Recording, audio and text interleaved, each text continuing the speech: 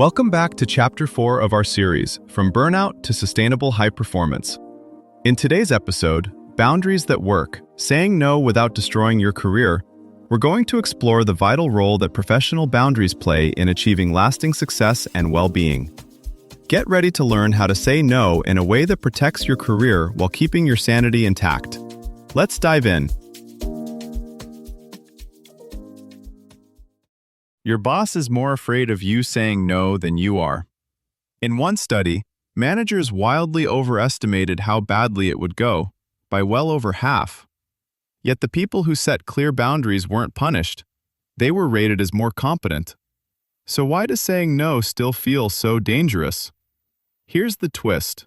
Most of us don't actually say no when we intend to. We leak it. We say, maybe, I'll try. Or we quietly reshuffle our evenings and weekends to make room.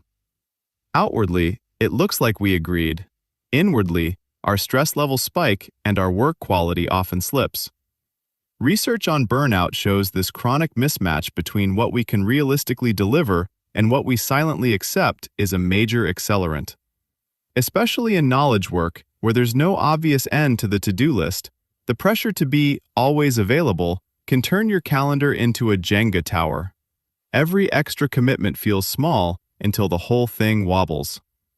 The skill isn't just refusing, it's learning to respond in ways that protect your limits while still moving the work and your reputation forward. So the real question becomes, how do you protect your limits without sounding like a bottleneck or a troublemaker? Research points to 3 surprisingly practical levers.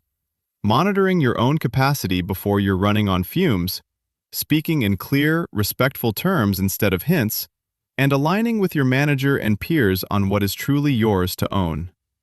In busy teams, these skills act like traffic lights at a chaotic intersection. Work still moves, but with fewer collisions. When you pair a thoughtful no with options, priorities, or timelines, you're not blocking progress, you're directing it. Most people try to fix this problem at the wrong layer. They wait until a request hits their inbox, then scramble to craft the perfect response. But by that point, you're negotiating under pressure. The research-backed moves actually start upstream, long before you're asked to join just one more project or stay late just this once. First, upgrade how you track your own capacity. Instead of a vague sense of being busy, treat your day like a finite set of high-focus blocks, admin blocks, and recovery blocks. For 1 week, note, without judgment, how many of each you really have and what actually fills them. People are often shocked to see that 2 surprise meetings and a Slack fire drill can wipe out an entire afternoon of deep work. When you know your true capacity in concrete chunks, boundary decisions become math, not morality. Next, zoom out from isolated tasks to patterns. Whose requests most often throw your plans off course? Your manager, peers, another department? Are there recurring types of asks? Last-minute decks, quick reviews, status updates? Identifying patterns lets you design pre-boundaries, simple, agreed expectations that kick in before the next crunch. For example, for new analysis requests, I need 2 business days' notice unless we explicitly drop something else. Here's where negotiated role clarity comes in. Instead of privately deciding you're overextended and then quietly resisting, you turn your overloaded to-do list into shared data. A practical move is the visible load conversation. You bring a 1-page snapshot of your current commitments to your manager, deadlines, estimated effort, and stakeholders. Then ask, if I take this on, what should move or slip? You're not rejecting work. You're asking for a prioritization decision from the person who actually owns the trade-offs. This shifts you from being the person who pushes back to the person who protects focus and surfacing risks early. Over time, colleagues start to understand not just that you have limits, but how you make decisions about them, which makes your no feel predictable, fair, and easier to trust. Can you just take a quick look at this? Lands in your inbox at 4:47 p.m. Old habit. Say yes, sigh, and mentally cancel your evening. A more sustainable move is to treat that moment like a fork in the road. You pause, scan your current commitments, and respond with a clear, bounded offer. For instance, I can give this a 15-minute skim today for red flags, or a full review Friday. What's more useful? You're still collaborative, but you've put edges around your effort. Think of it like managing a cloud server. You don't let one surprise process eat all the CPU.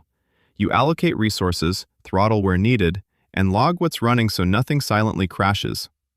Some teams codify this with simple rules: no same-day meeting adds afternoon, or one focus morning per week that's meeting-free by default.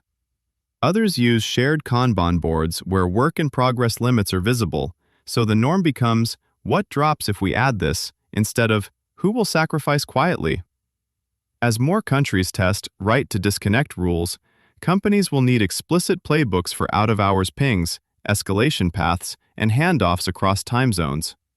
Boundary skill will shift from a personal survival tactic to a promotable asset. People who can negotiate workload cleanly will be trusted with cross-border projects and AI-assisted workflows. Your future teammates may expect you to treat limits like version-controlled code, documented, transparent, and updated as priorities change. The deeper move is to treat each no as a design choice, not a defense. Over time, your patterns of refusal and acceptance sketch a blueprint of the career you're building.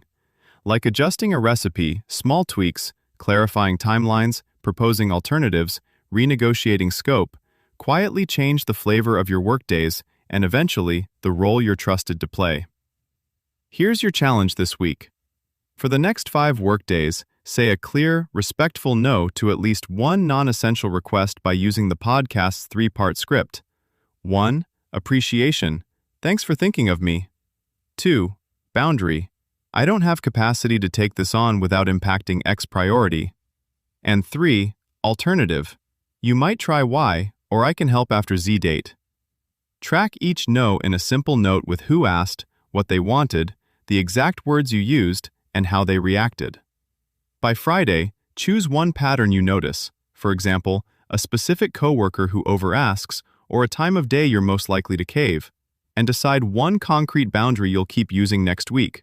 For example, no same-day meeting requests after 2 p.m. This was Owl Up, your daily step forward.